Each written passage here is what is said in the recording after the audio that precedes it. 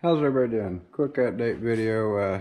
I know I said I was going to make a build video on this thing. Yeah, that totally didn't happen. Well, I made a video of how to install the bearings and how to set the camshaft or the crankshaft in there dry, and torque all the caps down, take one off at a time, put plastic gauge in it and check it, and then somewhere along the lines after the first main cap, 10 o'clock hit, and well, y'all ain't got this where you're at, but on the radio around here we got mandatory Metallica at 10 o'clock, and it just, you have mandatory Metallica at 10 o'clock every night, and that's just what happens. And you listen to it, and because I'm kind of a metalhead. But anyway, so that happened, and I was jamming out to that for a while, and then some more good songs were playing, and before you know it, I got the engine put together, and I forgot to make videos of all of it. So the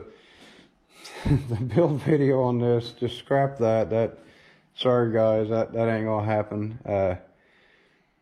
I'll make a video at some point in time showing a bunch of tips and tricks and stuff, and kind of just give you a whole bunch of advice on everything, how to do stuff. But anyway, it happens. But this thing's going together really good.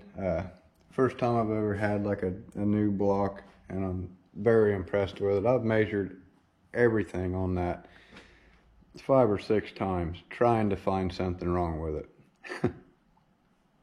Everything's just perfect. I did have a little bit of a problem with the camshaft I was using.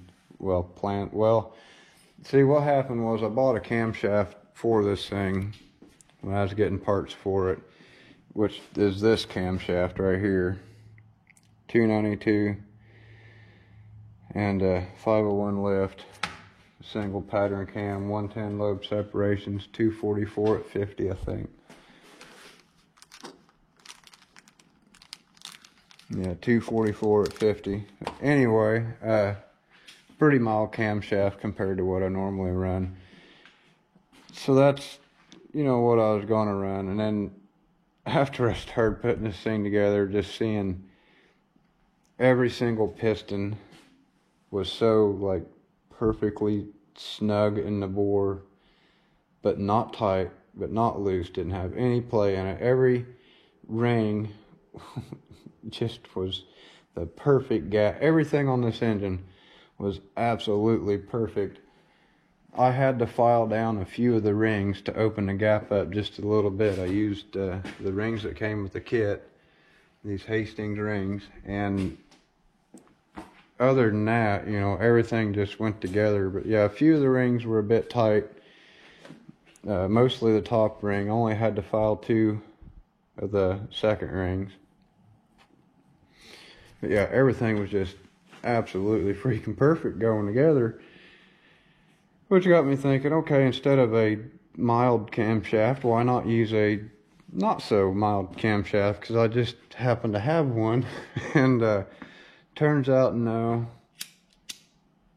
that's not going to happen. The rods hit the camshaft, so too much throw on the crank, and it ain't going to happen. Which I was thinking, well, that means all camshafts probably ain't going to happen, because it was only 650 lift, but I think it was the 313, it was 298, 313 duration or something crazy. It was like a lot of daggone duration. This camshaft, if you put it in there, which I think my timing set's 4 degrees retarded, 4 degrees advanced, or 0 degrees, whatever. If you advance it, it won't work. If you retard it, it won't work. But if you leave it right at 0, works perfect. Nothing gets in the way of nothing. Everything's happy. So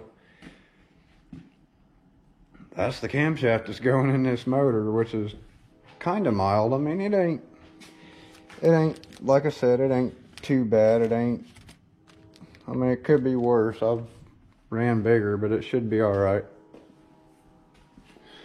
I might have to upgrade the torque converter.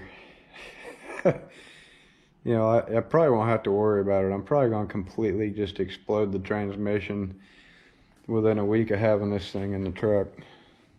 You know, if I ever like actually, if that happens, cut back to this footage, because it's gonna happen probably. Anyway,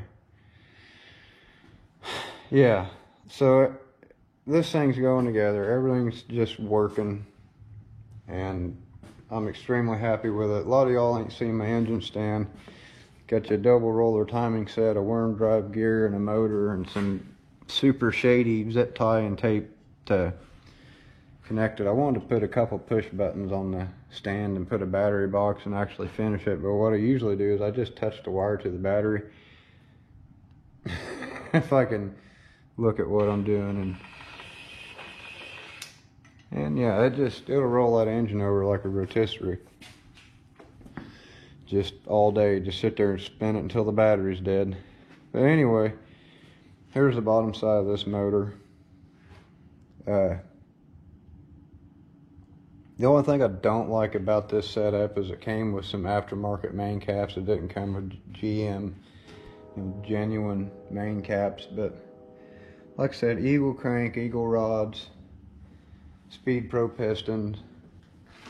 It's got all King bearings in it. It's got Hastings rings. I mean, it's got some really good parts in it. Comp cams, timing set, comp cams, camshaft.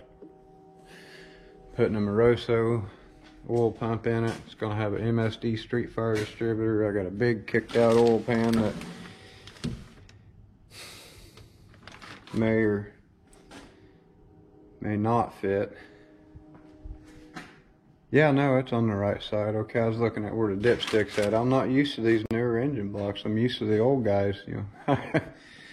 So yeah, that oil pan will work with that dipstick location. Cool. It's getting some, like I said, it's getting some pretty good parts. The cylinder heads are not here yet. Gonna slap a real nice set of Flowtech heads on it. And a real nice Victor Jr. intake. And some real nice comp cams rockers, roller rockers. Some hardened push rods, chrome moly push rods or whatever. Real nice, decent one. They ain't top of the line, they ain't bottom shelf either. They're in the middle.